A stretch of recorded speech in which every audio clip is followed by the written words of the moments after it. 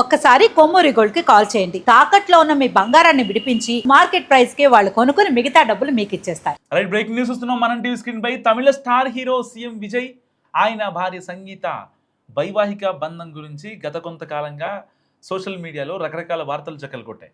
అయితే తాజాగా వీరిద్దరి రిలేషన్షిప్కు సంబంధించిన ఒక ఆసక్తికరమైన వార్త బయటకు వచ్చింది. మనస్పర్ధల కారణంగా విడిపోయిన ఈ జంట మళ్ళీ ఒకటయ్యారని సోషల్ మీడియాలో వార్తలు ఇప్పుడు వైరల్ అవుతున్నాయి. సంగీత ఫైల్ చేసిన విడాకుల కేసు ప్రస్తుతం కోర్టులో నడుస్తున్న తరుణంలోనే వీరిద్దరూ తిరిగి కలవడం ఇప్పుడు గమనార్హం. అయితే కుటుంబ సభ్యుల జోక్యంతోనే వీరి మధ్య ఉన్న వివాదాలు సద్దుమణిగాయని, సో ఇద్దరిని మళ్ళీ కలిపారని నెట్టింట ప్రచారం జరుగుతోంది. ఈ అన్అఫీషియల్ న్యూస్ విన్న విజయ్ అభిమానులు ప్రస్తుతం పండగ చేసుకుంటున్నారు. గత కొన్నేళ్లుగా విజయ్ సంగీత విడివిడిగానే ఉంటున్నారు. ఈ క్రమంలోనే ఒక నటితో అంటే త్రిషతో విజయ్కు ఉన్న సంబంధం కారణంగానే తన 26 ఏళ్ల వైవాహిక సంబంధానికి స్వస్తి చెప్పాలని నిర్ణయించుకున్న సంగీత ఈ ఏడాది ఫిబ్రవరిలో చెంగల్పట్టు ఫ్యామిలీ కోర్టులో విడాకుల పిటిషన్ దాఖలు చేశారు. 2021 నుంచి విజయ్ తన సహనటితో రిలేషన్లో ఉన్నారని, ఆ బంధాన్ని తెంచుకుంటానని తనకు ప్రామిస్ చేసిన మాట నిలబెట్టుకోలేని సంగీత తన పిటిషన్లో ఆరోపించారు. ఈ క్రమంలోనే విజయ్ స్టార్ హీరోయిన్ త్రిష్తో ప్రేమలో ఉన్నారంటూ సోషల్ మీడియాలో పెద్ద ఎత్తున గాసిప్స్ సైతం వచ్చాయి. పైగా ఇటీవల విజయ్ ముఖ్యమంత్రిగా ప్రమాణ స్వీకారం చేసిన వేడుక కానీ, అంతకుముందు జరిగిన ఎన్నికల ప్రచారంలో కానీ సంగీత ఆమె పిల్లలు ఎక్కడా కనిపించకపోవడంతో వీరిద్దరూ విడిపోవడం ఖాయమనే ప్రచారం మరింత గట్టిపడింది. కానీ ఇప్పుడు సీన్ రివర్స్ అయింది. విజయ్ తల్లి శోభా చంద్రశేఖర్తో పాటు మిగిలిన కుటుంబ సభ్యుల చొరవ తీసుకొని ఇద్దరితోనూ మాట్లాడి సమస్యలు పరిష్కరించారట. గతంలో విజయ్కు ఆయన తండ్రితో వచ్చిన విభేదాలను సైతం తల్లి శోభని దగ్గరుండి సెటిల్ చేశారు. ఇప్పుడు మళ్ళీ ఆమె జోక్యంతోనే సంగీత లండన్ నుంచి నేరుగా చెన్నైకి చేరుకున్నారని, ప్రస్తుతం విజయ్ సంగీత ఇద్దరు కలిసి క్వాలిటీ టైం స్పెండ్ చేస్తున్నారని టాక్ నడుస్తోంది. మరి ఇలాంటి నేపథ్యంలో ఒక రకంగా త్రిషకు గట్టి షాక్ తగిలిందని చెప్పాలి. ఇప్పటిదాకా త్రిషతో పెళ్లి చేసుకుంటారు. సో ఏదైతే తమిళనాడు ఎన్నికలు వచ్చిన తర్వాత సరిగ్గా 1 ఇయర్కి వీళ్ళిద్దరి పెళ్ళి ఉంటుంది, పీపీపీ డుమ్ డుమ్ డుమ్ మోగుతుందని కూడా చాలామంది మాట్లాడుకున్నారు. సో ఇప్పుడు వాటన్నిటికీ ఒక రకంగా బ్రేక్ పెట్టాడు సీఎం విజయ్. సో సీఎం ఒక హీరోగా, స్టార్ హీరోగా విజయ్ తీసుకున్న నిర్ణయాలు ఎంత అంటే ఇటు అభిమానుల మనసుల్లో, ఇటు న్యూట్రల్ పీపుల్లో ఎవరైతే వాళ్ళ మనసులో ఒక చెరగని ముద్ర వేసుకున్నాడు. తన తీసుకున్న డెసిషన్తో, తాను తీసుకున్న నిర్ణయాలతో, తాను తీసిన సినిమాలతో, తాను ఎంచుకున్న కథలతో ఒక డిఫరెంట్ మ్యానియన్ క్రియేట్ చేసిన విజయ్ ఇప్పుడు మళ్ళీ సీఎం అయ్యాక కూడా ఎవరికి అర్థం కాకుండా చాలా నీట్గా, చాలా జాగ్రత్తగా ముందుకు వెళ్తున్న నేపథ్యం. నిజంగా ఇప్పుడు సంగీతతో సీఎం విజయ్ కలవడంపై ఇటు టీవీకే పార్టీలో ఉన్నటువంటి అభిమానులు కావచ్చు, ఒక సీఎంగా ఇలాంటి పిచ్చి పిచ్చి పనులకు ఎలాంటి తావివ్వడు.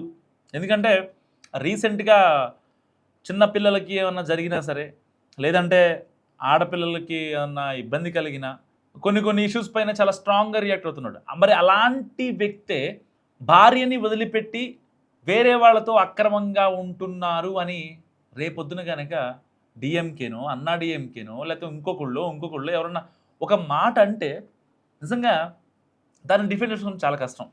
చాలా అంటే చాలా కష్టం. ఎందుకంటే ఇప్పటిదాకా చాలా అంటే సంస్థాగత నిర్ణయాలు తీసుకున్నాడు విజయ్. ప్రభుత్వ ఏర్పాటులో తనకి భాగస్వామ్యంగా ఉన్న మిత్రపక్షాలతో కలిసి వెళ్ళుకుంటూ, ఇటు ఎగ్జిస్టింగ్గా పార్టీలో ఉన్నటువంటి ఎమ్మెల్యేలతో మాట్లాడుతూ, వాళ్ళతో రివ్యూలు పెట్టుకుంటూ, ప్రజల నుంచి ఎలాంటి రెస్పాన్స్ వస్తుందో తెలుసుకుంటూ చాలా జాగ్రత్తగా ప్లాన్ చేసుకుంటున్నారు సీఎం విజయ్. మరి ఇలాంటి నేపథ్యంలో ఇటు భార్య సంగీతతో మళ్ళీ ఇప్పుడు వీళ్ళిద్దరూ కలిసి జీవిస్తారు, వీళ్ళు మళ్ళీ తమ జీవితాన్ని యథావిధిగా కొనసాగించాలనుకుంటున్నారు అనే వార్త నిజంగా ఇటు విజయ్ అభిమానుల్లో కావచ్చు, తమిళనాడు ప్రజల్లో కావచ్చు, ఒక సీఎంగా ఇటు ఎమ్మెల్యేల్లో, అధికారుల్లో కావచ్చు, నిజంగా ఒక పాజిటివ్ వైబ్ని క్రియేట్ చేస్తుంది. ఎలాంటి అమ్మాయిల విషయంలో ఎలాంటి ఇబ్బందులకి, అమ్మాయిల విషయంలో ఎలాంటి అన్యాయాలకి తావివ్వనటువంటి విజయ్ ఇవాళ తీసుకున్న డెసిషన్ నిజంగా దేశం మొత్తం తన వైపు తిప్పుకున్నాడు అటెన్షన్ మొత్తం. మరి అలాంటి విజయ్ త్రిషకు దెబ్బ కొట్టాడని కూడా కొంతమంది మాట్లాడుకుంటున్నారు. అదేంటి త్రిషకు దెబ్బ కొట్టడం ఏంటి? యాక్చువల్గా ఎప్పుడైతే కరూర్ స్టాంపేడ్ జరిగిందో ఆ రోజున విజయ్ అరెస్ట్ అవ్వాల్సిన సిచ్యువేషన్. సో అప్పుడు త్రిష అమిత్ షా దగ్గరికి వెళ్ళారు, హస్తిన వెళ్ళి ఢిల్లీ పెద్దల్ని కలిశారు. సో వాళ్ళు ఇంటర్ఫీర్ అయ్యారు కాబట్టే, త్రిష కూడా ఇంటర్ఫీర్ అయింది కాబట్టే ఆ రోజున విజయ్ అరెస్ట్ ఆగింది అనేది చాలామంది మాట్లాడుకునే వర్షన్. అండ్ దాని తర్వాత పుష్ప సినిమాలో ఫోటో కోసం అయితే ఎలాగైతే సీఎంని మార్చేస్తాడో, ఇక్కడ ఆవిడ కోసం ఏదైతే నటి త్రిష 10 ఏళ్ల క్రితం ఎప్పటికైనా సీఎం అవ్వాలని చెప్పి ఒక మాట అన్నారు. అది సోషల్ మీడియాలో గత కొద్ది రోజులుగా తెగ వైరల్ అవుతోంది. సో ఆ మాటని పట్టుకొని ఇప్పుడు ఇటు విజయ్ కూడా ఆవిడ మాటలకి వత్తాసు పలికినట్టుగా సీఎం అయ్యేలాగా ప్లాన్ చేసుకున్నారు. ఇద్దరు కలిసి ఒకళ్ళు ఢిల్లీలో సెట్ చేశారు, ఒకళ్ళేమో ఇక్కడ సెట్ చేశారని చెప్పి మాట్లాడుకున్నారు. సో ఇప్పుడు మళ్ళీ ఇటు త్రిషకి దెబ్బ కొట్టడం అంటూ విజయ్ ఏం లేదు వాస్తవం చెప్పాలంటే. ఎందుకంటే ఆ సంగీత వాళ్ళ అమ్మ కావచ్చు, సంగీత వాళ్ళ నాన్నగారు కావచ్చు, ఇటు సీఎం విజయ్ వాళ్ళ అమ్మ నాన్నలతో మాట్లాడారు, సెట్ చేశారు. వాస్తవానికి భార్యాభర్తలు అన్నాక కొన్ని గొడవలు వస్తాయి, there is no doubt about it. ఆ గొడవలు కోర్టు దాకా వెళ్ళాయి ఒక నటి కోసం. సరే ఆవిడ పేరు ఇప్పుడు దాకా మనం డిస్కస్ చేసుకున్నాం, పద్దాకా ఆవిడ పేరు మనం మెన్షన్ చేయాల్సిన అవసరం లేదు వాస్తవానికి. సో ఇలాంటి కాన్సిక్వెన్స్లో ఏంటి, ఇప్పుడు లేదు 200 కోట్ల రూపాయలు భరణం ఇస్తున్నారు, ఇన్ని కోట్లు భరణం ఇస్తున్నారు, భరణం ఇస్తే సరిపోద్ది కదా, ఇంకా ఎందుకు అనవసరంగా ఆవిడ కోర్టులు కేసులు ఇవన్నీ చాలానే ఫేస్ చేసింది. సో ఫర్దర్గా ఇంకే ఏవైనా చేస్తుంది విజయ్ కోసం, there is no doubt about it. So ఇప్పుడు ఆల్రెడీ మొన్న రీసెంట్గా జరిగిన సరిగ్గా 4 నెలల క్రితం ఐ థింక్ కరూర్ స్టాంపేడ్ జరిగింది. ఆ స్టాంపేడ్లో ఒకవేళ నిజంగా త్రిష గారు లేకపోతే విజయ్ జైలుకి వెళ్ళేవాడేమో అని చాలామంది మాట్లాడారు. వాస్తవానికి దానికి సంబంధించి ఇంకా కేసెస్ నడుస్తున్నాయి. దాంట్లో ఏవన్గా ఇప్పుడు సీఎంగా తమిళనాడు సీఎంగా ఉన్నటువంటి విజయ్ ఉన్నారు ఆ ఎఫ్ఐఆర్లో, చెంగల్పట్టు పిఎస్లో ఇప్పటికీ స్టిల్ ఆ కేసు నడుస్తుంది. సో ఇటు భార్య సంగీత కూడా చాలాసార్లు చెప్పారు 2021 నుంచి ఈ యొక్క కొన్ని కాన్సిక్వెన్స్ నడుస్తున్నాయి, లేదు మారాలి వద్దు అని చెప్పాం, అయినా సరే వినలేదు. చాలాసార్లు చెప్పడం జరిగింది, అయినా సరే మాటలు వినలేదు కాబట్టే డైరెక్ట్గా వెళ్ళి చెంగల్పట్టు ఫ్యామిలీ కోర్టులో ఒక పిటిషన్ వేశారు. ఇన్నిసార్లు చెప్పాను, లేదు ఇంకా మారట్లేదు, మారతాడనే ఉద్దేశం కూడా నాకు లేదు, దానివల్ల నాకు డివోర్స్ కావాలని చెప్పారు. దాని తర్వాత అలిమోని ఏదైతే భరణం ఎక్స్పెక్ట్ చేస్తుంది భారీగా అని చాలామంది మాట్లాడుకున్నారు. వాస్తవానికి భరణమే ఎక్స్పెక్ట్ చేసేది సంగీత అయితే నిజంగా ఆ భరణం 200 కోట్లు, ఎందుకంటే ఆల్రెడీ సీఎంగా విజయ్ ప్రమాణ స్వీకారం చేసే ముందు రోజు కానీ, లేకపోతే ఇటు సీఎంగా కంటెస్ట్ చేసేటువంటి బీ ఫామ్ తీసుకున్న టైంలో, అయితే టీవీకే పార్టీ నుంచి బీ ఫామ్ తీసుకున్న టైంలో కూడా ఒక పార్టీ అధినేతగా ఒక ఎమ్మెల్యే అభ్యర్థిగా తనకున్న ఆస్తుల్ని ప్రకటించే టైంలో కూడా తన మీద ఉన్న 600 కోట్ల రూపాయలు స్థిరాస్తులు, చరాస్తులు ఇంకొక 400 కోట్లు, మొత్తం దాదాపుగా ఒక 1000 కోట్ల రూపాయల ఆస్తులు చూపించాడు విజయ్. సో దాంట్లో ఒక 200 కోట్ల రూపాయలు తనవి కాదనుకుంటే సరదాగా తనకు నచ్చిన లైఫ్ బతకొచ్చు. కానీ ఒక రాష్ట్ర రాజకీయాల్లో అప్పట్లో ఎంజీఆర్, తర్వాత తమిళనాడు వ్యాప్తంగా చెప్తున్నా, ఓన్లీ తమిళనాడు పరంగా చెప్తున్నా, అప్పట్లో ఎంజీఆర్ సినీ ప్రస్థానం ముగించుకొని వీళ్ళంతా కూడా రాజకీయ నాయకులుగా స్థిరపడి అంటే ఎన్ని రోజులైనా ఎన్ని జనరేషన్స్ మారినా పలానా వాళ్ళు ఉండేవాళ్ళు అని మాట్లాడుకుంటారు ఎప్పటికీ. ఎలాగైతే తెలుగులో ఎన్టీఆర్ చెప్పుకుంటారో, లేకపోతే వైఎస్ఆర్ అని చెప్పుకుంటారో, అక్కడ కూడా ఎంజీఆర్ అని చెప్పుకుంటారు. ఇప్పుడు ఆయన మార్క్ని ఎలాగైనా సరే డీకోడ్ చేయాలి, దాన్ని మొత్తం మార్చేసేయాలి. సో తనకంటూ తనదైన స్టైల్లో వెళ్ళాలి అని పదే ఆలోచిస్తున్నటువంటి వ్యక్తి నిజంగా సీఎం విజయ్. సో ఇప్పటికే తమిళనాడులో కొన్ని అత్యాచారాలు జరిగాయి. రీసెంట్గా ఇటు ప్రతిపక్ష డిఎంకే కావచ్చు, అన్నా డిఎంకే కావచ్చు, నానా రాద్ధాంతాలు చేస్తున్నాయి. వాస్తవానికి క్రైమ్ రేట్ అనేది ఒక 6 నెలలకి పోలీస్ గణాంకాల ప్రకారం బయటకు వస్తాయి. కానీ ఈ సీఎంగా ప్రమాణ స్వీకారం చేసిన విజయ్ అప్పటి నుంచి ఇప్పటికీ క్రైమ్ రేట్ పెరిగిపోయిందని చెప్పి నా రాద్ధాంతాలు చేస్తున్నాయి. సరే ఏ క్రైమ్లు ఎవరు ఏ సీఎంలు అయినా లేదా ఏ పార్టీ వాళ్ళైనా దగ్గరుండి చేయించరు కదా, అనుకోకుండా క్షణికావేశంలో జరిగేదే క్రైమ్. సో వీటిని పట్టుకొని వాళ్ళు నానా రాద్ధాంతం చేస్తున్నారు. అయినా సరే ఎక్కడ చాలా పేషెన్సీగా, చాలా జాగ్రత్తగా, అంటే ఒక రకంగా గులాబీ మొక్కకు అంటు కట్టినట్టు, ఒక ప్రహరీ గోడ కట్టినట్టు సో అంత చాలా జాగ్రత్తగా నిజంగా సీఎం విజయ్ పాలన కనిపిస్తుంది. మొన్న రీసెంట్గా ఓఎస్డీగా ఒక అతన్ని పెట్టారు.